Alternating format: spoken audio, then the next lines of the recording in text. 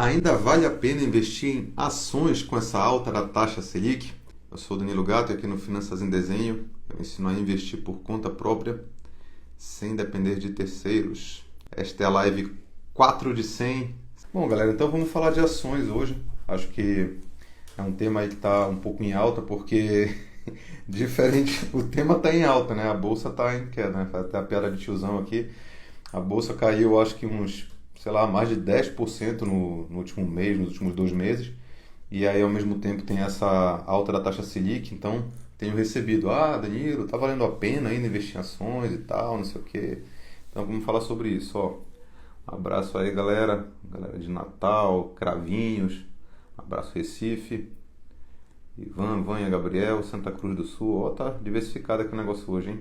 Ó, está difícil o preço em algumas ações desde 2019. Preso, na verdade, está preso nas ações. Isso não é necessariamente ruim, cara, dependendo da ação. Mas beleza, então vamos falar aqui do tema de ações. Vamos começar até para não tomar muito aí o tempo de vocês e também porque a ideia aqui é realmente ser um bate-papo rápido. Vamos lá. Bom, vou começar só relembrando para quem não sabe aí o que são ações. São pedaços de empresa, é a menor parte negociável de uma empresa. Quando você compra uma ação, diferentemente de quando você investe numa renda fixa, por exemplo, eu invisto num CDB, há uma data de vencimento no qual vão me devolver meu dinheiro com rendimento. Quando eu invisto em ações, isso não existe, porque no CDB você está emprestando dinheiro para a instituição financeira, para o banco, para receber juros. Quando você compra uma ação, você está comprando um bem, aquela ação. Então você tem posse dela, ela é sua. E aí com ela você tem alguns direitos, como dividir ali os lucros da empresa através de dividendos e outros proventos. E você pode vender quando você quiser, se você quiser. Ações diferentes te dão direitos diferentes. Então você vai ver que uma ação ordinária te dá direito a voto, uma ação preferencial te dá preferência nos dividendos. Então tem algumas regrinhas, tá? Bom, e aí tem gente que estava com a carteira de ações, estava tendo uma certa alta, um pouquinho antes dessa queda, chegou a bater ali 120 mil pontos de novo o Ibovespa, só que agora começou a cair muito. E ao mesmo tempo a gente está tendo uma alta da taxa Selic para controlar a inflação. E com isso está sendo falado por aí, né, algo que é uma verdade, que normalmente acontece uma correlação inversa de renda fixa com renda variável. Então quando a gente tem a taxa Selic aumentando muito, do outro lado, muitas vezes isso é acompanhado por uma renda variável se desvalorizando. Embora ninguém nunca consiga bater o martelo e dizer a bolsa caiu com certeza por causa disso, a gente consegue ter uma certa noção, olhando para o passado, olhando ali para certas similaridades, que isso, em parte, é uma das explicações para a queda da bolsa. Por que há essa queda quando tem a taxa Selic subindo? Simplesmente por causa da questão risco-retorno. Você pega a renda fixa, que são investimentos super seguros, te pagando ali o Tesouro Selic, né? O investimento mais seguro que tem, mais tranquilão, te pagando 12% ao ano. Aí você vai comparar com ações, e se você for ver muitas ações, os dividendos, que é esse fluxo mensal, né? Esse benefício ali que os acionistas recebem, muitas ações pagando, sei lá, 6%, 7%, 8% ao ano de dividendos, algumas 10%, talvez 11%. Mas aí você fica assim, eu vou receber isso aí de dividendos, mas a ação está oscilando pra caramba, puta risco. E do outro lado, estou com meu dinheiro super seguro, tranquilo ali na renda fixa, rendendo ali 12% ao ano. Aparentemente é um raciocínio que faria lógica, né? Que teria lógica, mas quando a gente for ver a realidade, a gente vê que não é bem assim. Vocês vão aprender, conforme vocês estudam, que a maioria das coisas que vem intuitivamente para a nossa cabeça quando a gente fala de investimento está errada. Normalmente a parte certa é contra-intuitiva, não é o primeiro pensamento que você tem. O primeiro pensamento que a gente tem é esse, né? Vamos abandonar a renda variável antes que o barco afunde, vamos todo mundo correr para fixa. É isso, a gente vai ver aqui que provavelmente vai estar errado. Então vamos à pergunta. Ainda vale a pena investir em ações com a Selic em alta? E a grande resposta para isso é depende. Dificilmente a gente tem uma resposta padrão para investimentos. Porque depende de muita coisa, depende do seu perfil, depende dos seus objetivos. Mas vamos lá. Essa é uma pergunta que a maioria das pessoas que faz está fazendo do jeito errado. Porque basicamente o que acontece é quem sai de ações e muda para renda fixa porque a taxa Selic aumentou é quem de certa forma nem sabe direito o que estava querendo fazer com uma ação em primeiro lugar. Porque ações, pessoal, elas são investimentos mais voltados para longo prazo. porque nos prazos mais curtos ela tem essa volatilidade de preço que é muito inconstante. Tem basicamente duas formas de a gente investir em ações principais, assim, se a gente for olhar de uma forma mais simplificada. Você pode especular e você pode investir. O que é especular? Especular basicamente é você ficar fazendo aposta. Então, sei lá, quando entrou ali a pandemia, vai ficar todo mundo em casa, o e-commerce vai crescer, então eu vou comprar agora um monte de empresa de e-commerce, vou esperar valorizar e aí eu vendo tudo com lucro nos próximos meses. Isso é uma especulação. Você está apostando com movimentos de mercado porque você está prevendo alguma coisa que vai acontecer. Especular é o que muita gente entra nas ações para fazer. E vocês vão ver que, infelizmente, não deveria ser, porque é onde se perde mais dinheiro, né? Porque aí, quando a pessoa acerta, ela é competência, e quando ela erra, é azar. E aí isso faz ela ficar insistindo nesse ciclo vicioso e só vai perdendo cada vez mais dinheiro. E até quando ela ganha, vem a ganância, ela nunca para. Ela sempre vai querer fazer uma aposta, né? Dobrar a aposta cada vez mais e tal, até que uma hora ela perde tudo. Então, galera, especular, para quem está especulando, a pessoa tem uma estratégia de fato de especular, pode ser que vale a pena. Tá? Então, porque a pessoa está especulando, realmente ela estava esperando uma alta da bolsa, não rolou, não foi de acordo ali com a estratégia dela, agora ela quer botar na renda fixa, quer ficar pulando de um lado para o outro. Basicamente, para essa pessoa específica, para algumas delas talvez, pode ser que não vale a pena investir em ação.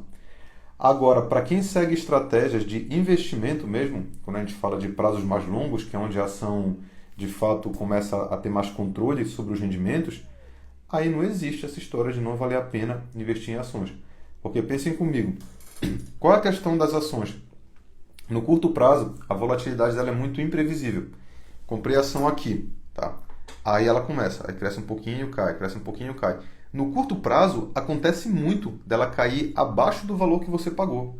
Dessas quedinhas, às vezes, ultrapassarem e você vê prejuízo de fato ali. De repente, botei R$1.000, aí de vez em quando estou com 1.100, aí daqui a pouco 900, aí daqui a pouco 1.050, aí 990. Aí várias vezes você vai ver isso. Agora, se você comprou bons ativos para longo prazo, você vai ver que como a tendência deles é crescer, ele continua oscilando, mas ele começa a oscilar em patamares cada vez maiores.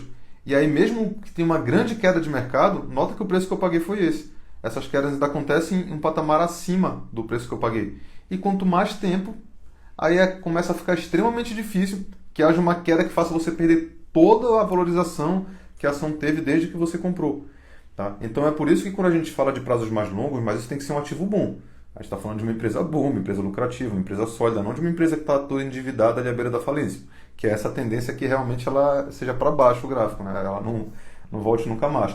Então, é com longo prazo que a gente tem um certo controle, que a gente vai ter mais rendimento com ações.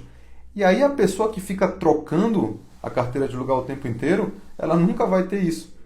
Tá? Então toda vez quando a ação está ali começando a querer pegar o embalo, aí a renda fixa aumentou, ela vai vender tudo e botar na renda fixa. E aí tem outro detalhe, imposto de renda. Quando a gente está no início da carteira, a maioria das vendas que a gente faz no mês vai ficar abaixo daqueles 20 mil que dá isenção. Agora, se você é um investidor que já tem um pouco mais de tempo, a pessoa já está investindo há 5, há 10 anos, às vezes as ações dela já é muito acima de 20 mil reais. Aí ela vai vender todas as ações, pagar lá 15% de imposto de renda para trocar isso para renda fixa. Aí daqui a pouco a mesma coisa, né? Renda fixa, 2 anos para chegar na menor alíquota. Aí ela botou ali no Tesouro Selic, aí daqui a 6 meses a bolsa subiu, ela vai pegar e mudar de novo, vai pagar 22,5% de imposto de renda, porque ela vendeu com menos de 180 dias. Entendeu? Então há um custo toda vez que você fica girando a carteira, jogando lá de um lado para o outro. Tá? Então se você está fazendo muito isso, ou você é uma pessoa extremamente preparada, que sabe muito, manja o especulador ali, que é menos de 1% ali dos investidores, ou você provavelmente está fazendo besteira, porque ações normalmente a gente usa para longo prazo. E aí vem aquela seguinte situação também, né? Danilo, mas então o que eu faço agora? Eu compro, eu vendo? Isso vai depender da sua estratégia. Para você investir em ações, tem diversas estratégias. Então você tem a estratégia, por exemplo, o buy and hold, que você compra boas empresas para prazos muito longos, para você ganhar tanto com a valorização quanto com proventos que ela paga, dividendos, juros sobre capital próprio, bonificações, enfim. Aí você tem, por exemplo, o value investing, que são pessoas que focam em empresas baratas. Óbvio que também empresas que sejam relativamente boas. Então elas têm ali uma um certo fluxo de caixa, uma receita, um equilíbrio financeiro, mas através de valuation, né, que é o cálculo que você faz para precificar uma empresa, esses investidores conseguem ter uma noção de qual seria o preço ideal dessa empresa, e isso há vários cálculos, há várias formas diferentes de fazer. Se você botar dois analistas para fazerem, cada um chega num preço diferente, mas de acordo com a conta que ela fez, ela consegue definir o preço justo e ela vai verificar se aquela empresa está barata em relação àquele preço justo, porque se tiver, ela enxerga aquilo como uma oportunidade. Ela fica sempre comprando empresas que estão baratas para, né, ter um potencial maior de upside, né, da empresa crescer. É uma estratégia também. Tem quem usa estratégia de carteira de dividendos. Você gosta de comprar ações de empresas que têm uma certa qualidade e que também pagam bons dividendos. Aí tem quem só gosta de comprar small cap, quem só gosta de comprar blue chip, que são as empresas gigantes. Tem diversas estratégias, galera. Qual é a melhor? Não tem uma melhor. Uma que alguém falou assim, bateu o martelo e falou, esta é a melhor. Muitas vezes, se você pegar janelas temporais diferentes, alguma estratégia às vezes está ganhando da outra. E não necessariamente por muito também. Às vezes você pega uma janela que o buy and hold está voando, aí você pega uma outra janela que é o value investing. Então, de certa forma, também é um pouco aleatório. Mas aí a gente está comparando estratégias que estão ganhando. Uma está ganhando talvez um pouco mais do que a outra. A gente não está falando que uma está perdendo, está dando prejuízo e a outra está ganhando. Então, a maioria das estratégias de ações, quando você segue com consistência, você vai ganhar. Agora, você tem que seguir, escolher uma e seguir com consistência. Escolha aquela que tem mais coerência, tem mais aderência com a tua vida, com a tua realidade, com quanto você gosta de estar analisando o mercado. Porque certas estratégias vão dar mais trabalho do que outras, mas ao mesmo tempo tem a questão psicológica. Por exemplo, eu sou um cara que eu ligo zero para preço de ação. Eu, de verdade, não me interessa. Tá? Eu não me preocupo com isso. Tem gente que não consegue. Por mais que eu explique toda a lógica por trás de você não se preocupar muito com preço, tem gente que fala, cara, isso não entra na minha cabeça, porque não faz sentido eu comprar uma ação que aparentemente está cara. Então vai para a estratégia de preço. Não tem problema, ela dá certo também. Tá? Ela também vai funcionar. Só que ao mesmo tempo ela tem o revés dela. Você vai ter que aprender a precificar a empresa, você vai ter que acompanhar o mercado, ela exige mais tempo de manutenção. Entendeu? Cada uma tem seus prós e seus contras. Agora, o que não pode acontecer é a pessoa ficar mudando de estratégia e fazer uma estratégia Frankenstein. Aí uma ação ela comprou porque ela está fazendo buy and hold. Aí a outra ela comprou por causa de uma dica de um amigo. A outra ela comprou porque estava crescendo muito e ela não queria ficar de fora. Aí, meu amigo, quando a bolsa cai, você não sabe o que fazer. Né? Cada uma você vai ter que fazer uma coisa. Aí começa a virar um Frankenstein e é aí que você perde dinheiro. Porque aí começa a entrar viés psicológico no meio. Você não tem regras firmes para seguir. Você fica dependendo da tua cabeça e dependendo da tua cabeça é a pior coisa que você pode fazer na bolsa de valores. Tá? Então, basicamente, galera, vai depender da sua estratégia. Porque o mesmo movimento de bolsa pode significar coisas diferentes, ações diferentes para estratégias diferentes. Por exemplo, buy and hold. O buy and hold normalmente é você busca boas empresas e compra elas para longo prazo. Tá? Aí existem variações que buscam boas empresas também com bons preços, enfim. Aí você segue a tua estratégia, entendeu? Ah, caiu a bolsa. Para o buy and hold, na maioria dos casos, eles não estão nem aí para o preço, eles querem saber do fundamento da ação. A empresa está tendo lucro, está tendo receita, está crescendo, está com a dívida equilibrada? Tá. Então não interessa, segue a estratégia, continua rebalanceando a carteira. Se está desvalorizando, você vai ter que comprar mais para voltar a equilibrar a carteira. Aí, por exemplo, quem é do value investing, que é o pessoal do preço, pô, a queda da bolsa é compra, pelo amor de Deus, compra porque o negócio está barato, tem um monte de oportunidade, não sei o quê, entendeu? Agora, se você estava fazendo um trade, né, você estava especulando, aí você muitas vezes vai ser estopado ali, você vai ter que vender para cortar prejuízo, porque você não comprou a empresa para segurá-la por muito tempo, você estava apostando numa alta que não veio muitas vezes. Tá? Então, é uma coisa diferente para cada estratégia.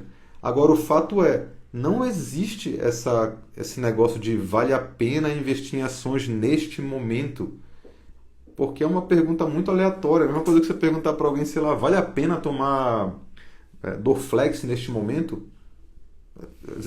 É esse nível de pergunta, entendeu? É muito sem lógica. Eu não entendi se está doente, se não está, por que, se é alérgico ao remédio, tem alguma...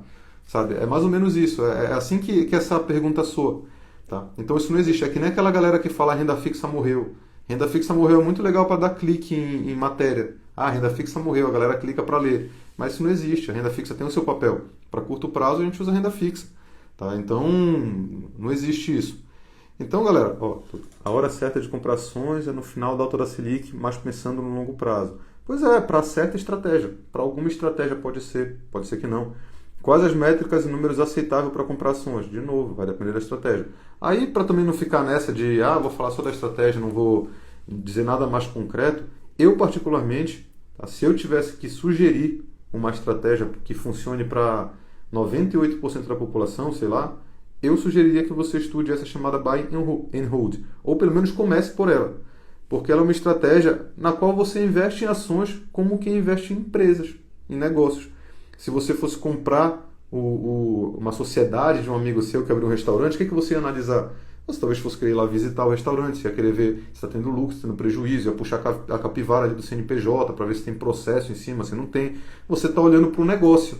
Tá? E aí só no final você ia dizer, e aí, se você talvez se preocupasse com isso ou não, né? Eu vou pagar quanto por isso? Quanto tempo vai levar para o dinheiro voltar para mim e tal? Mas você está preocupado de fato com o negócio. E às vezes você até vai pagar mais caro do que ele vale porque você está vendo a valorização futura que ele vai ter. O quanto aquilo vai ficar te pagando rendimentos ali, parte do lucro pro resto da sua vida. Então o Buy and Hold é isso. Você aprende a analisar a empresa pelo que elas são, empresas. Você está olhando os balanços, você está olhando se a empresa tem lucro, se ela não tem. E aí qual que é o bacana? É que normalmente isso não é tão sensível, não muda de uma hora para outra. Tá? Normalmente a gente olha muitas vezes o balanço trimestral, às vezes tem gente que gosta mais de olhar por ano. Entendeu? E aí mesmo quando você pega, ali a empresa teve um certo prejuízo, né? Ela vinha tendo lucro há 20 anos e teve prejuízo esse ano. Nossa, você não vai lá e vende de primeira, você vai entender o que aconteceu com calma, você está diversificado, você tem várias ações na carteira, então às vezes uma só deu prejuízo. Aí você olha, vê, entende o que aconteceu, foi a quarentena, mas agora está voltando. Beleza, deixa quieto, então foi só um ano. Nenhuma empresa vai ter lucro para sempre, né? Crescer para sempre. Agora, não, realmente, tá quebrando, a dívida estourou, aí você vende a empresa, porque ela não faz mais sentido para você. Tá? Então eu acho que é uma estratégia que ela é mais intuitiva para quem está começando, e não só para quem está começando, para muita gente, e de fato ela inclusive exige menos tempo de tela, menos tempo de acompanhamento de mercado. Não é todo mundo que tem tempo para ficar o dia inteiro vendo notícia, né? Porque muitas vezes o pessoal faz parecer que é um minuto, assim, nossa, se você perder, perdeu o dinheiro. Não existe isso, o negócio fica oscilando, oferta e demanda de mercado, cai 10% hoje, aí daqui a pouco aumenta 30%, entendeu? Não tem isso. Tá? Então, para quem está investindo para longo prazo, você não muda. Então, você tem que ter uma estratégia de carteira bem definida. Por exemplo, eu tenho a minha carteira, sei lá, ela tem 30% de ações para longo prazo. A taxa Selic caiu. Beleza, o que aconteceram com as ações? Qual estratégia eu uso? Buy and Hold. As ações estão falindo? Elas estão tendo prejuízo, as empresas? Elas estão... Está acontecendo alguma coisa nesse sentido? Não.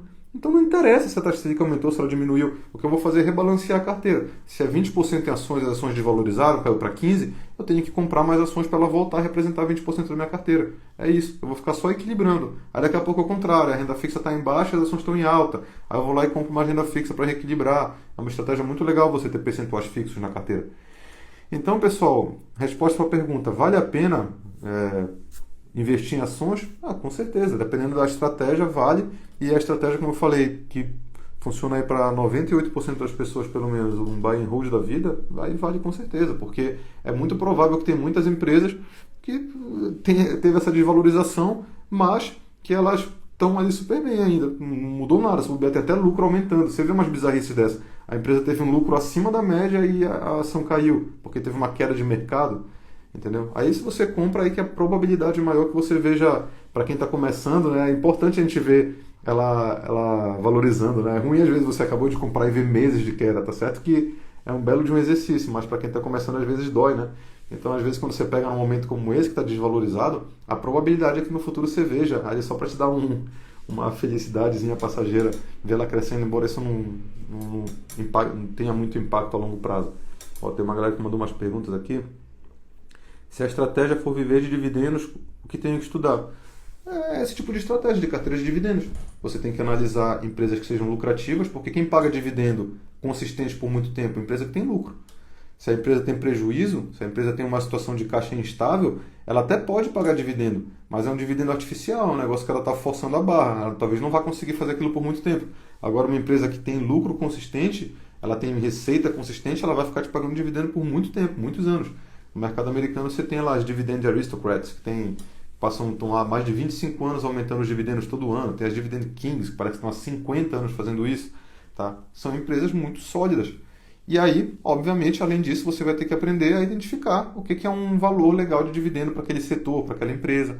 Mas é basicamente isso. É uma, de certa forma, uma variação do buy and hold, entendeu? Só que aí ela acrescenta esse critério do dividendo. Só que ao mesmo tempo, tá? Normalmente eu acho que vale mais a pena você se preocupar com dividendo quando você já está muito perto do usufruto ou de repente aconteceu uma situação, sei lá, ganhei uma herança, 2 milhões e quero viver de renda. Aí carteira de dividendos faz muito sentido. Você está com 2 milhões para investir em empresas que pagam bons dividendos para você viver com isso hoje. Agora, não, Lilo, estou começando agora, estou pensando só daqui 30 anos.